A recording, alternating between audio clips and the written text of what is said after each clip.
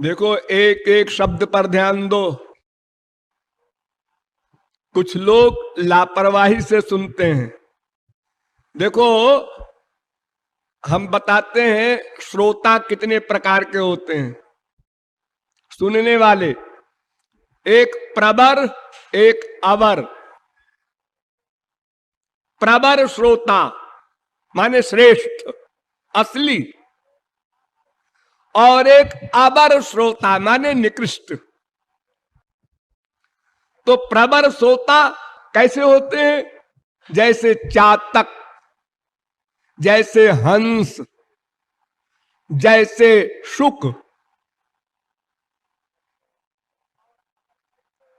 और अबर कैसे होते हैं? जैसे वृक, जैसे वृष, जैसे उष्ट्र। क्या मतलब? मतलब चातक केवल स्वाति नक्षत्र का जल पीता है, इसके अतिरिक्त गंगा जल भी नहीं पीता। इसी प्रकार जो श्रोता केवल भगवत विषय सुनता है और गुरु के एक एक शब्द पर पूरा मनोयोग लगा देता है, एक एक शब्द पर। मेरी छोड़िए, कभी आपको कोई वास्तविक गुरु मिले तो ये ध्यान रखिएगा कि एक एक शब्द उस गुरु का नहीं है, वो भगवान का वाक्य है। गुरु कुछ नहीं बोलता, न कुछ करता है। भगवत प्राप्ति के बाद जीव कुछ नहीं करता।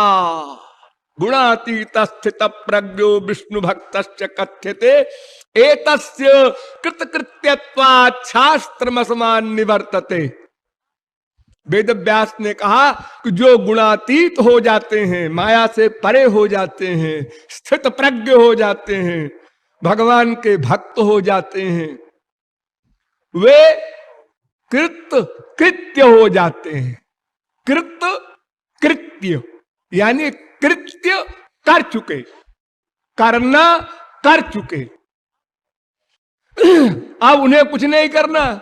जैसे तुरंत का पैदा हुआ बच्चा स्वयं कुछ नहीं करता, पाखाने में पड़ा है, पेशाब में पड़ा है, नाक बह रही है, हाथ है उसके भी, पैर है, सब इंद्रियां हैं, लेकिन वह झगड़े में नहीं पड़ता।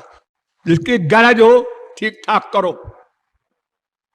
मां की गरज है इसलिए मां करती है, ये स्वार्थी मां भी करती है। देखो, इसी प्रकार जब आप कंप्लीट सरेंडर कर देते हैं, मां में कम शरणम ब्रज, तो फिर उसके बाद आपको कुछ नहीं करना, आपकी छुट्टी छुट्टी। जैसे कोई ड्राइवर गाड़ी चला रहा है, आज शराब पी के आया है, इसलिए गाड़ी को अंड बंड चला रहा है। गाड़ी के मालिक ने देखा और उससे कहा, है तू इधर बैठ जा, मैं गाड़ी चलाऊंगा। इस प्रकार भगवान स्वयं ड्राइवर बन जाते हैं, गवर्नर बन जाते हैं, डायरेक्टर बन जाते हैं। जीव कुछ नहीं करता। क्यों करे? सब कुछ मिल गया। कुछ करना क्यों होता है? कुछ पाने के लिए। वो अनंत हैप्पीनेस, नित्य दासत्व, जो एम है, उद्देश्य है, वो पा लिया। अब कुछ करे तो फिर बड़े बड़े विद्वान प्रश्न करें, महापुरुष जी, जी हाँ कहिए, आप खड़े क्यों हुए? अच्छा, लोग बैठ जाते हैं। बैठे क्यों? अच्छा, लेट जाते हैं। लेटे क्यों? अच्छा, फिर क्या करें बताओ? बोले क्यों? अच्छा, चुप रहते हैं। चुप क्यों हुए? सीधा बैठ गया। आंख क्यों खोला? बंद कर लेते हैं। आंख क्यों बंद किया? ये सारे क्वेश्चन हो सकते हैं किसी भी भगवत प्राप्त महापुरुष से। उसे कुछ नहीं करना चाहिए।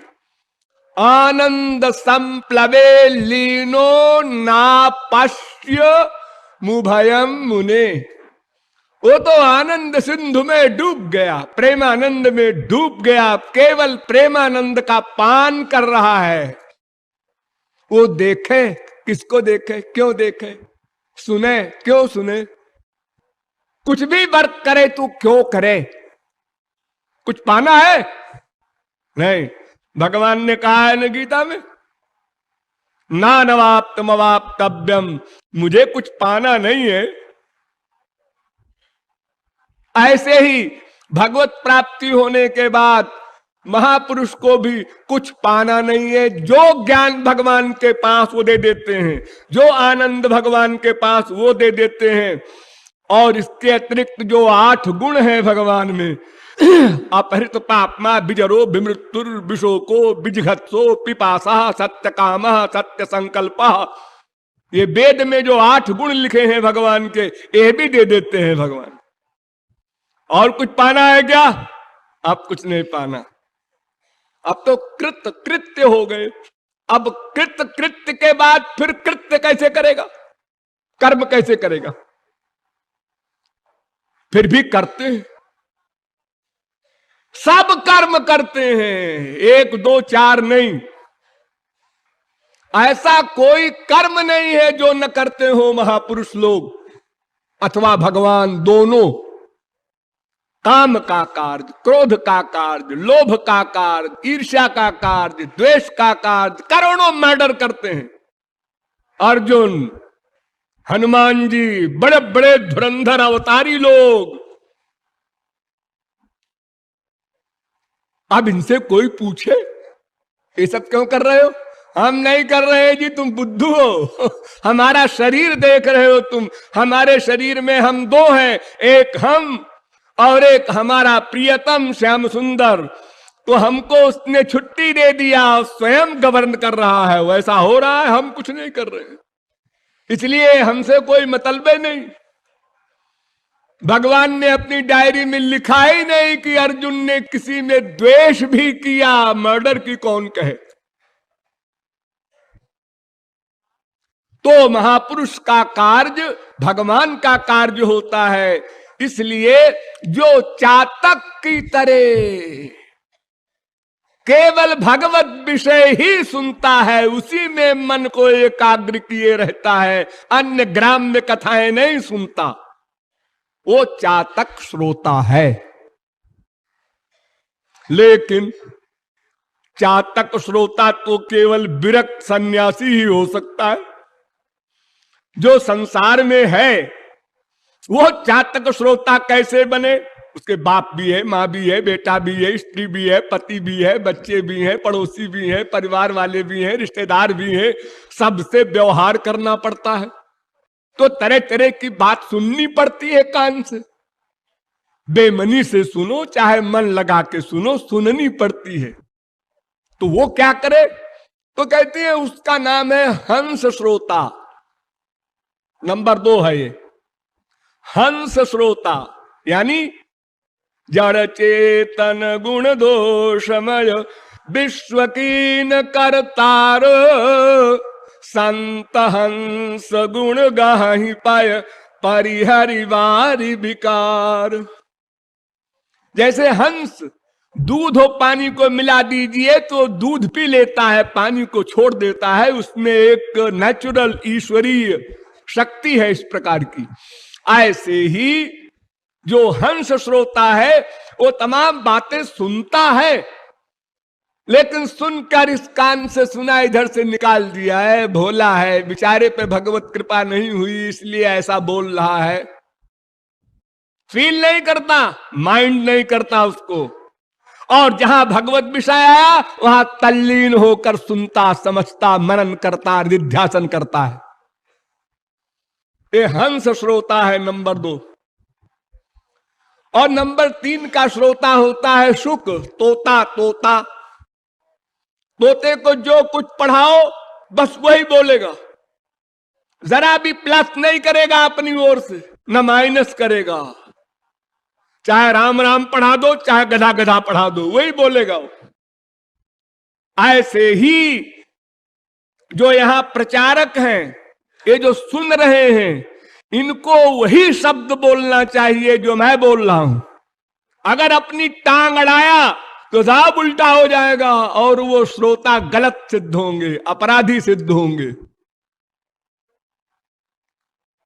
जो प्रचारक परिश्रम नहीं करते और अपने शब्दों में बोलते हैं वो करेक्ट नहीं बोल सकते। वो भले ही समझा करें हम ठीक बोल रहे हैं, अरे बेचारी पब्लिक क्या समझेगी बारीकी को। ये तो सरस्वती बृहस्पति भी नहीं समझते। तार वाक्य क्रिया मुद्रा विज्ञे न बुझाए। साधारण व्यक्ति क्या समझेगा? वो तो समझेगा हाँ बस ठीक है, चाहे गुड़ मिले चाहे रसगुल्ला मिले, मीठा है। एक साधारण आया घोर संसारी बाबा, उसने सुना दिया रामायण भागवत, बड़ा अच्छा बोले।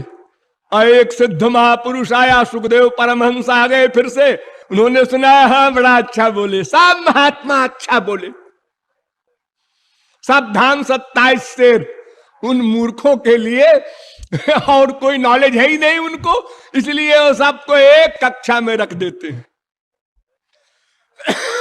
तो तोते की तरह श्रोता होना, ये 3 श्रोता अच्छे माने जाते हैं, इनको प्रवर श्रोता कहते हैं। अब अवर श्रोता सुनिए। भेड़िया, ब्रिक, ब्रिक माने भेड़िया। कीर्तन हो रहा है और एक साहब या एक मेम साहब आपस में बात कर रहे हैं, उधर कीर्तन भी हो रहा है और गुरुजी भी बैठे हैं, वो कुछ बोलते नहीं। बोलेंगे डांटेंगे तो फिर कल नहीं आएगा ये, तो हमारा व्यापार कैसे चलेगा। वो भी चुपचाप बैठे हैं। कोई स्वेटर बुन रहा है, कोई बातें कर रहा है, कोई कह रहा है जरा पान ले आना, कोई कह रहा है जरा चाय ले आना, जो पानी लाना पीने को, सब हो रहा है। सारी इंडिया में ही होता है। हमारे साधना भवन ट्रस्ट के अतिरिक्त बता दो कोई विश्व में जहां साधना ऐसी होती हो, जहां ये आज्ञा हो कि बात भी नहीं करना है आपको। नहीं आने की इच्छा है मत आओ, भाड़ में जाओ, मरो संसार में। आना है तो ठीक ठीक साधना करो, अन्यथा क्या पाओगे? टाइम वेस्ट करने से क्या मतलब, अपने संसार में रहो। भैया गुदगुदे गद्दे पर सो और मन भाया खाना पकवान खाओ। यहां तो एक सा खाना मिलेगा, नीचे सोना पड़ेगा। यहां का तो तप तप है, तप माने साधना। तो ये अबर श्रोता भेड़िया स्वयं भी साधना नहीं करता और डिस्टर्ब करता है, दूसरे को भी नुकसान पहुंचाता है। हमने क्यों ये नियम बनाया कि कोई 12 साल से नीचे का बच्चा न लावे, फिर भी आप लोग नहीं मानते। अब क्या इलाज किया जाए? कई लोग छोटे बच्चों को लाए हैं। अगर वो सत्संग भवन में बैठ के एक रोया दूसरा रोया तो कीर्तन करने वाला ध्यान करने वाले का ध्यान तो चला ही जाएगा। इतने उच्च कोट के तो नहीं है साधक आप लोग।